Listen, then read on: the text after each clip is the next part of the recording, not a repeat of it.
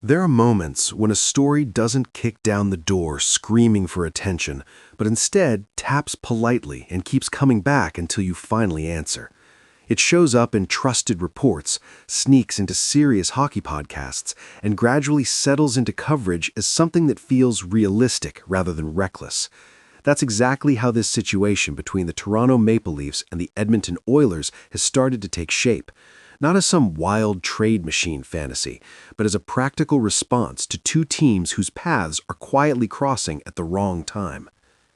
If you've been tracking the Maple Leafs closely, you can sense that this phase of the season isn't about chasing the loudest name on the market. Toronto isn't searching for a hero and a cape. They're hunting for clarity.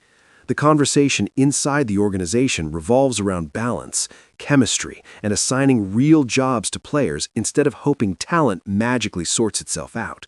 The offense took a hit, the scoring load hasn't been redistributed properly, and pretending everything will fix itself has officially stopped being an option. That's why Matthias Makseli's situation has grown bigger than just one player struggling to find his groove. This is the type of storyline we break down here at 9 Innings Media, where reading between the lines matters more than reacting to sirens. Before headlines explode, the logic behind them usually forms quietly. On the other side of this equation, Edmonton is dealing with almost the opposite problem, and that contrast is exactly why this scenario keeps resurfacing. As injured players have returned, the Oilers roster has gone from flexible to crowded in a hurry. What used to be a patchwork lineup has turned into a full parking lot where every spot is suddenly contested. With key forwards returning and internal competition heating up, patience has worn thin. There's less room for let's wait and see and more urgency around immediate impact. Add in pressure from below, with younger players in Bakersfield pushing hard for NHL looks, and the tone shifts quickly. When prospects start forcing uncomfortable conversations, the roster stops being sacred. Every spot has to earn its keep every night. In that kind of environment, struggling players don't get labeled as long-term projects anymore. They get viewed as traffic cones. That's where Andrew Mangiapane finds himself caught in the squeeze. This isn't personal, and it's not some dramatic fall from grace. It's structural. Competition increased, space disappeared, and the clock sped up. He started the season with responsibility, but that role slowly evaporated. His minutes dropped, his confidence followed, and the on-ice results became impossible to ignore.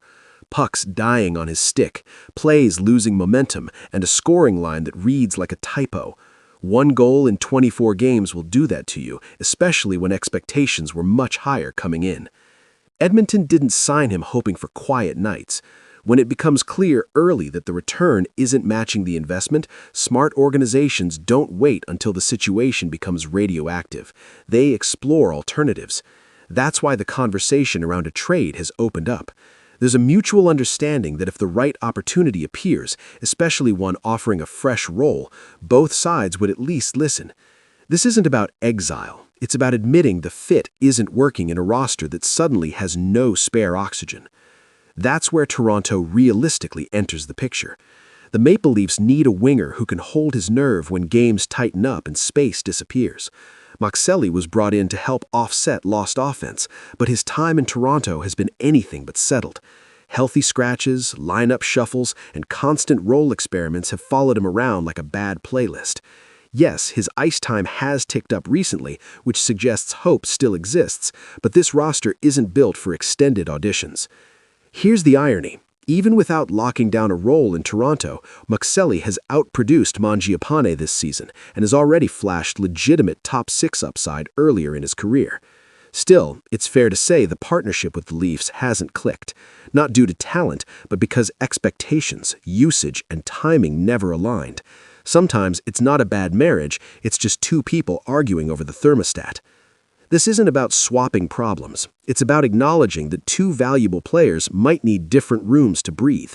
For Toronto, Mangiapane represents a classic buy-low swing, a winger with proven scoring history, edge in tough areas, and the ability to complement stars without demanding the spotlight. There's even a world where Edmonton sweetens the deal to move on from a free agency misfire and ease their cap picture slightly. For the Oilers, Muxelli offers youth, creativity, and playmaking instincts that could flourish next to elite centers. That kind of skill set, in that environment, might finally click. No guarantees, of course. Trades like this always carry risk. Sometimes a change of scenery fixes everything. Sometimes it just gives the same problem a new postal code. But competitive teams take those bets.